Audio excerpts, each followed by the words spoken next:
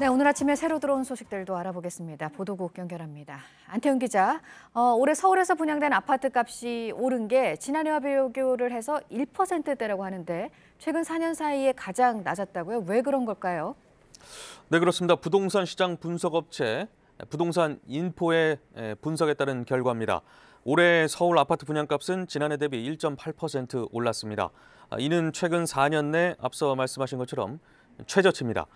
서울 지역 아파트 분양가 상승률은 2013년의 경우에 공공 분양이 크게 늘면서 마이너스 16.1%를 기록했습니다. 그러나 2014년엔 규제 완화 등 분양시장 상황이 나아지면서 분양가가 연간 15.8%까지 상승했습니다. 이후 2015년엔 3.1%, 2016년엔 9.5% 상승률을 기록했습니다. 다음은 삼국시대의 산성인 서울 아차산성에서 물을 일시적으로 모으기 위해서 마련된 집수시설이 확인됐다는 소식입니다.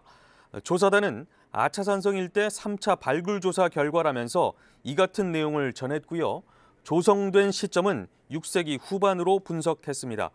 조사단 측은 또 이 집수시설의 규모와 형태로 미뤄봤을 때 물을 저장하기 위한 시설이라기보다는 성 안에서 내려오는 물을 안정적으로 배출하는, 그러니까 폭우 피해를 줄이기 위해서 배수시설을 만들었을 가능성이 있다고 설명했습니다.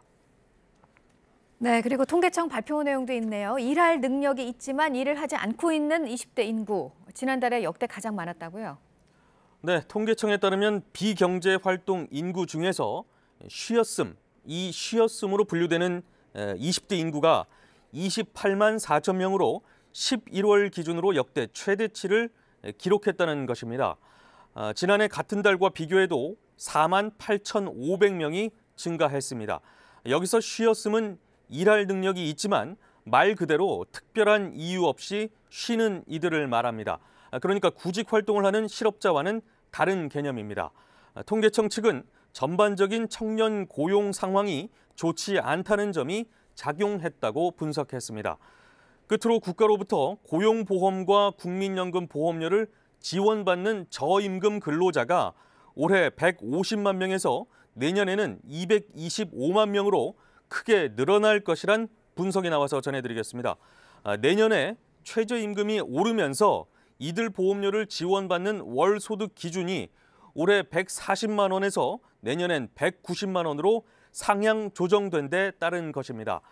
10명 미만인 영세 사업장의 근로자에게 사회보험료를 지원하는 이른바 두루 누리 사업은 저임금 근로자의 노후 소득을 보장하는 취지로 2012년 7월부터 시행되고 있습니다.